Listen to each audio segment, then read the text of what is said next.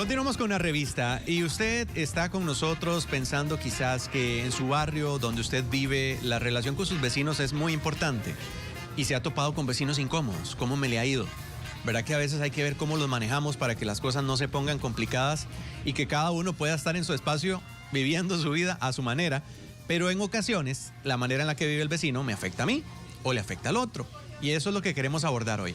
¿De qué manera logramos resolver esos conflictos vecinales y de manera legal también cuidarnos para que esto no trascienda luego en otros términos que nos compliquen la existencia? Está con nosotros el licenciado Boris Molina para hablar de un tema en donde realmente, don Boris, trae sus particularidades dependiendo del caso también.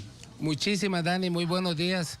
Mi esposa dice que un buen vecino le cambia la vida a uno o se la echa a perder. Sí, porque hemos escuchado casos de personas que dicen, bueno, es que el ruido que genera el vecino, por ejemplo, no me deja dormir, no me deja tranquilo. Hay límites de horarios. Esto ha sido siempre un tema que todo el mundo dice, no, es que es a tal hora, no a la otra, es que no puede hacer ruido, es que puede hacerlo bajito. ¿Cómo se maneja eso del ruido, por ejemplo? Mire, realmente el tema está relacionado con una cuestión en cuanto a la bulla, con un tema de contaminación sónica. Entonces, por ejemplo, el Ministerio de Salud ya tiene un reglamento específico de contaminación sónica, que quiere decir que usted tiene que saber, digamos, más o menos cuál es el límite en decibeles en los que usted puede estar.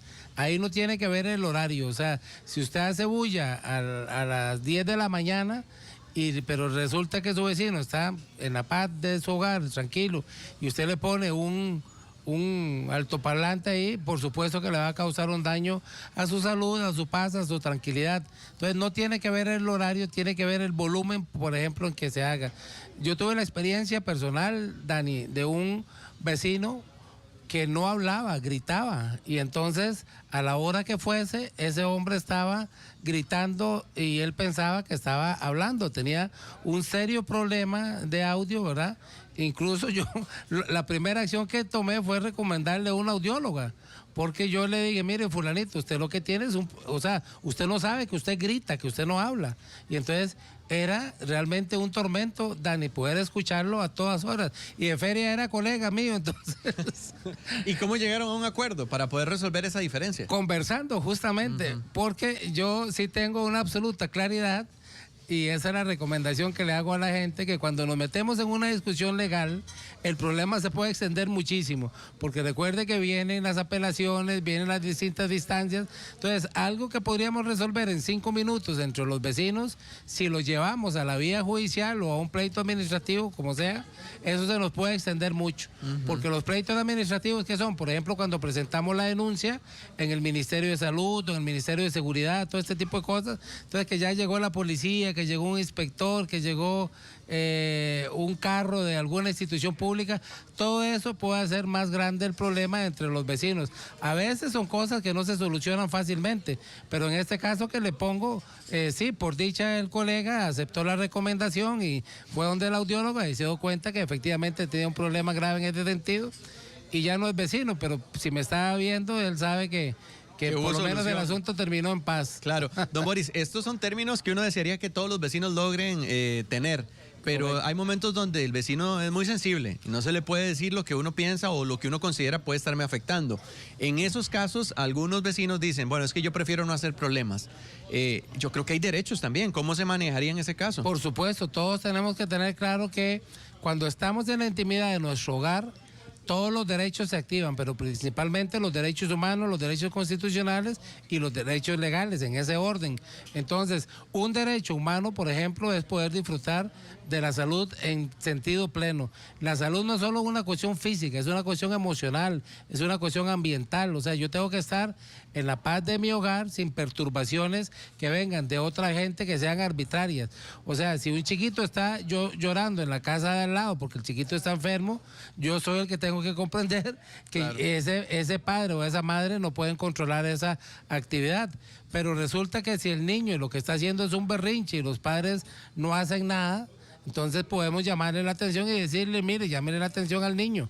Claro, cuando hablamos de niños estamos con un problema grave, Dani, porque tenemos que los derechos de los niños también son de carácter superior, por decirlo de alguna forma, tienen que tener protección del Estado. Por eso hago la salvedad. El llanto puede ser por un berrinche, o el llanto puede ser por una enfermedad, o el llanto puede ser porque está jugando con un amiguito. Entonces, dependiendo de las situaciones, podemos conversar o no podemos conversar. Pero, por ejemplo, ahora, extra cámaras, tocábamos el tema de los condominios. Con los condominios hay una forma muy importante, digamos, para tratar las cosas. ¿Cuál es el reglamento? ¿Cuáles son las reglas? ¿Cuáles son las normas? Las reglas del juego que rigen en el condominio. Porque si estamos hablando de un condominio donde expresamente está contemplado que no pueden haber animales o que no pueden haber niños, y entonces yo alquilo o compro ese condominio sabiendo que esas son las reglas del juego, y el primer día que llego me encuentro con que hay un perrito ladrando a las 2 de la mañana, entonces yo digo, mire, no, estas no son las reglas que me vendieron, y tengo el derecho de hacerle ver a esa persona que es él el que está incumpliendo las reglas del condominio. Don Boris, y en ocasiones el conflicto en el barrio, o los vecinos que tienen alguna diferencia, generalmente uno dice, pero necesito que lo atiendan, porque puede ser ruido, puede ser que me tira basura, puede ser que hace algo que me está realmente perjudicando. Pero usted mencionaba ahora, si se va a un proceso legal, se va a extender en el tiempo. ¿Hay alguna solución inmediata? Hay soluciones muy prácticas, o sea, podemos llamar en ese instante. Yo siempre recomiendo que la llamada sea el 911, porque el 911 sabe cómo distribuir, por decirlo de alguna forma, a qué institución o a qué autoridad le corresponde actuar.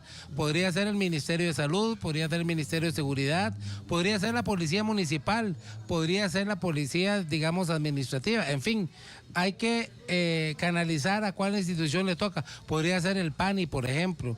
Entonces, y si tenemos algún tiempo de activar alguna denuncia también, podríamos ir a la Defensoría de los Habitantes y hacer activar otra serie de instituciones para que nos ayuden.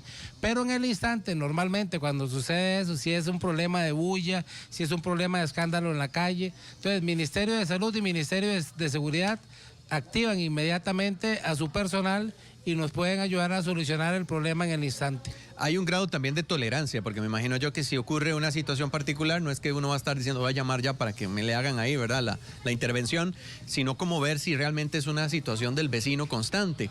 Pero ¿qué pasa, don Boris? Por ejemplo, en términos de separación de las propiedades, que en ocasiones el muro lo construyó el vecino que me está fregando la existencia, como dicen, ¿verdad? ¿Cómo logramos dividir eso para que no tenga él como el derecho, porque él fue el que construyó el muro y eso me está afectando a mí mi relación? Bueno, a veces ese muro está construido, lo hizo uno de los vecinos, pero está construido en la propiedad del otro, en la mitad de la propiedad del otro. Es diferente a que si el vecino lo hizo y está en su propiedad. Por ejemplo, una de las consultas frecuentes es, ¿qué puedo hacer yo respecto de ese muro? ¿Puedo clavar cosas? ¿Puedo guindar un techo, por decirle, de ese muro y todo? La respuesta es no, porque está en la propiedad del vecino y es construido por él. El muro también es de su propiedad. Se podría decir entonces que dentro de su propiedad el muro le pertenece a él, pero hay una parte que es de mi propiedad que debería yo construir mi muro también. Exactamente, también. Lo normal hoy en día es que se construyan paredes distintas, pero tenemos muchísimos casos. Por ejemplo, el caso de los condominios más antiguos de este país, los Atillos, que tienen paredes compartidas. Entonces ahí estamos hablando que esa pared compartida genera derechos a los dos vecinos. Entonces yo no puedo hacer lo que yo quiera en esa pared porque no es solo mía. Entonces si paso clavando constantemente o si clavo un clavo muy grande, valga la redundancia, puedo causar, digamos, una grieta o puedo causar daños a esa propiedad que no solo es mía, sino es del vecino también. Algo que no hemos mencionado cuando hay niños, por ejemplo, y las mamás dicen es que el lenguaje del barrio es muy vulgar, hablan muy fuerte ahí en la calle. Eso también podría ser un tema de conflicto. Eso, Dan, es un problema muy delicado. Fíjese que yo tuve un caso de la vida real, precisamente porque el vecino se expresaba de manera soez, absolutamente. Y la persona que estaba con sus niños, que eran chiquitos muy educados, y la familia esta también, mire, no soportaban y no tienen por qué soportarlo. Eso es una invasión, no solo a la intimidad, sino también a la dignidad y a la integridad de las personas adultas y de las personas menores. Pero cuando hay una persona menor, todo el Estado está obligado a actuar de inmediato. Hay un principio que se llama el principio protector o el principio superior del interés superior del menor. eso es de carácter convencional y constitucional. Entonces se tiene que activar todo el aparato del Estado para defender la dignidad y la integridad de esos niños que se están viendo afectados. Ellos no tienen por qué estar escuchando palabras oeces, ni cosas que no están, digamos, para la edad de ellos. Sí, y en ocasiones también algunas personas toman, como quien dice, la autoridad en sus manos, ¿verdad? Y entonces se hace más grande el problema. ¿En qué momento interviene la policía? ¿En qué momento esa autoridad logra intervenir para que no pase a más? Porque en ocasiones he escuchado casos donde están llamando constantemente a la policía porque no hay una solución. Bueno, cuando se trata de menores, no solo interviene la policía, sino que deberían llamar al PANI. Y entonces, por ejemplo, es relativamente fácil conseguir una orden, digamos, de allanamiento de un juez en el caso cuando hay una invasión de este tipo, un niño maltratado o constantes alertas de que algo pasa ahí. Pero si eso no es así y hay una situación en el acto, una situación infragante que se llama, las autoridades públicas tienen la posibilidad de intervenir, incluso sin la orden de allanamiento, porque podríamos estar en presencia de un delito que ponga en riesgo la vida de esa persona, sea adulta o sea niño. Otro de los casos que hemos escuchado, Boris, es el tema del bloqueo a las entradas de la casa, ya sea un vehículo o pusieron algo allí que está atravesado, que no me pertenece. En esos casos, ¿qué se hace? Activo inmediatamente al Ministerio de Obras Públicas y Transportes, a las autoridades de tránsito, que pueden mandar una grúa perfectamente a que se lleven ese carro y que lo quiten del frente de mi casa, que hay que comprender si está causando realmente una obstrucción, por ejemplo, a un garaje, pero hay gente que, por ejemplo, llama y dice: mire, es que ese carro está parqueado al frente y no me gusta. No, eso no, porque la calle no es suya, la calle es pública y si el carro está en un lugar en que sí puede estacionarse no hay ningún problema. Pero suele suceder que le ponen el carro en la entrada de la cochera y usted no sabe ni de quién es, ¿verdad? Claro. Bueno, finalmente, don Boris, este tema nos lleva a lo relacional, pero hay lo legal también, que uno puede defenderse. Usted mencionaba que el tiempo pues se extiende. Alguien dice, es que yo ya no puedo, o sea, mi vida, mi salud mental y todo está en juego. Claro. ¿Cómo logramos entonces resolverlo? Mire, usted puede tomar varias acciones, desde un recurso de amparo que es aplicable también a las personas privadas. Hay que quitarse de la mente que los recursos de amparo son solo contra las instituciones, no, son contra personas privadas que invadan un derecho constitucional. También lo podría hacer a través de las vías normales, a veces cuando hablamos de los pleitos esos con los muros y eso, entonces está lo que se llama los interdictos, ¿verdad?